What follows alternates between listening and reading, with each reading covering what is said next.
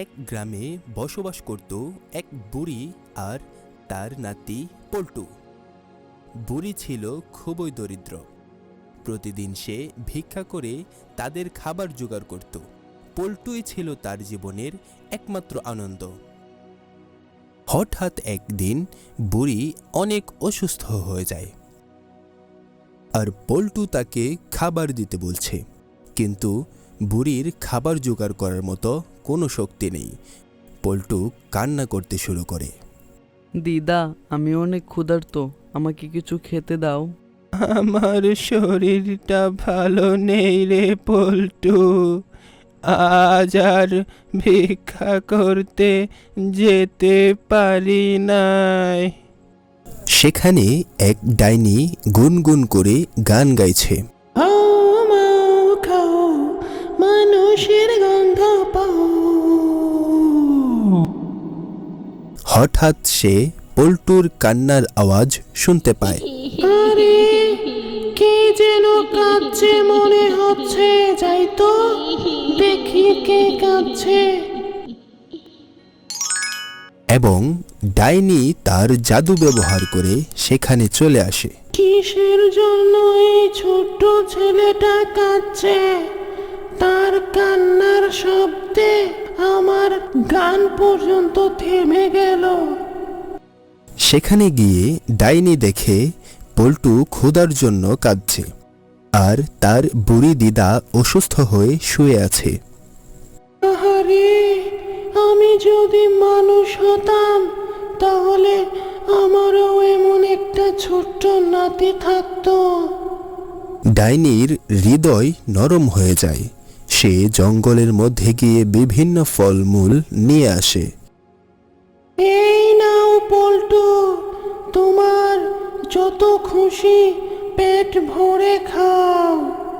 পল্টু, আজ থেকে আমিও তোমার দিদা, আমাকেও দিদা বলে ডাকবে কিন্তু। আমার নতুন দিদা। ডাইনি বুড়ির জন্য জাদু দিয়ে ঔষধ বানালো। নিন, আপনি এই ঔষধটা সেবন করে ফেলুন, তাহলে আপনি আশা করি সুস্থ হয়ে উঠবেন। ডাইনি তাকে সুস্থ করে তোলে। বুড়ি ধীরে ধীরে সুস্থ হয়ে ওঠে। তুমি আমাদের জন্য যা করলে তার জন্য তোমাকে কিভাবে ধন্যবাদ দেব বুঝতে পারছি না। তোমার নাতিটা এখন থেকে আমারও নাতি, ওর যত্ন করা আমারও দায়িত্ব। দিদা, ওইটা কি? ওইটা হচ্ছে আমাদের জাদুর গাছ। ওই গাছ মানুষের মতো কথা বলতে পারে। পল্টু ডাইনির ঘাড়ে উঠে উড়ে উড়ে বিভিন্ন জায়গায় ঘুরে বেড়ায়। ডাইনির সাথে তার এক অসাধারণ বন্ধুত্ব গড়ে ওঠে। এভাবে অনেক ঘোরাঘুরি করে পল্টু বাড়ি ফিরে আসে। দিদা, আমি বড় হয়ে তোমাদের জন্য একটা বাড়ি বানাবো। সময়ের সাথে সাথে পল্টু বড় হয়ে ওঠে। সে তার দিদা এবং ডাইনি দিদার জন্য একটি সুন্দর বাড়ি বানিয়ে দেয়। আমাদের ছোট পল্টু এখন অনেক বড় হয়ে গেছে।